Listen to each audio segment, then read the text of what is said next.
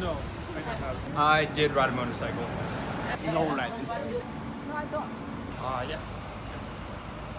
And what is it like to be riding? You feel free. Yeah, that's You most really important, feel free. freedom. So I'm from Arizona, and one time I was going just on this pretty circuitous road, and it was just beautiful and very scenic, cinematic. It's a classic one. It's my dream to ride one, yeah, for sure.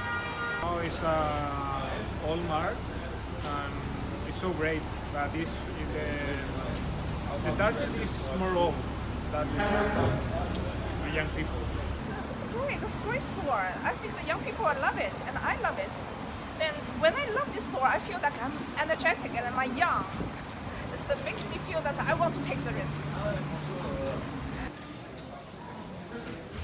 Every day. Every day? Not as often as I should, to be honest. Maybe like one every 3 months, something like that. Yes, I heard about it. But yes, yeah. See, I know of it. No. No. Audible. You have that in Germany. Yes. Do you listen to audiobooks? I don't. I prefer to physically read, but I listen to a lot of podcasts, and they are sponsored by Audible, so I hear about it frequently.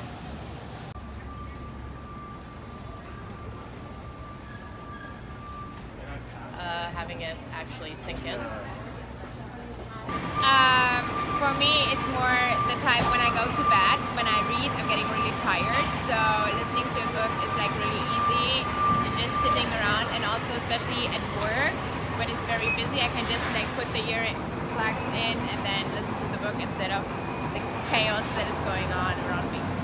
I prefer reading book because I think that I have more imagine. Actually, I'm a very slow reader. No, I think he was just testing you out. So because I'm doing graphic design, so everything what I read is like a film in my head, like a movie in my head. So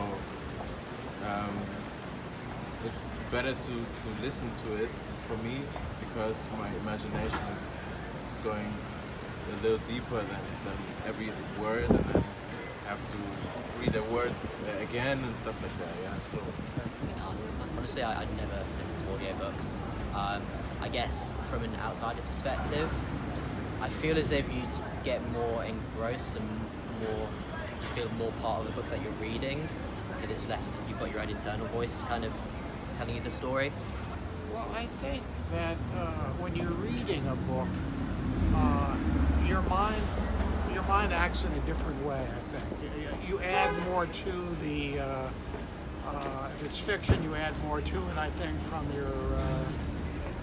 your mind. Your mind gets involved in a much more, in a deeper way. I think. Yeah. I feel like listening to a book is not as much a commitment as reading it yourself. Because I feel like when I don't know, listen to Harry Potter on my CD player or something, and I go out of the room, I don't pause. I just go and then I come back, and if I realize, okay, I missed something major, then I just rewind, but I don't, so I feel like it's just less of a commitment to listen to it. I mean, a good actor would kind of like change my view. It depends on the actor that would listen, because, for example, I like those dark voices from men when men would read those books. That is more, something that I'm interested in. It's actually it's important if you have a movie to it, but if not, it's up to the story. So if the story is very good, then it doesn't matter how the voice is. I feel it does. It I always does, have to it think of does, Harry Potter because but- that's like the only book series that I actually like. I read it and I listened to it, and the German speaker for Harry Potter is so good, so good. And I also listened to it in English, and that wasn't as good. And it does make a difference, I think. Yeah. Yeah.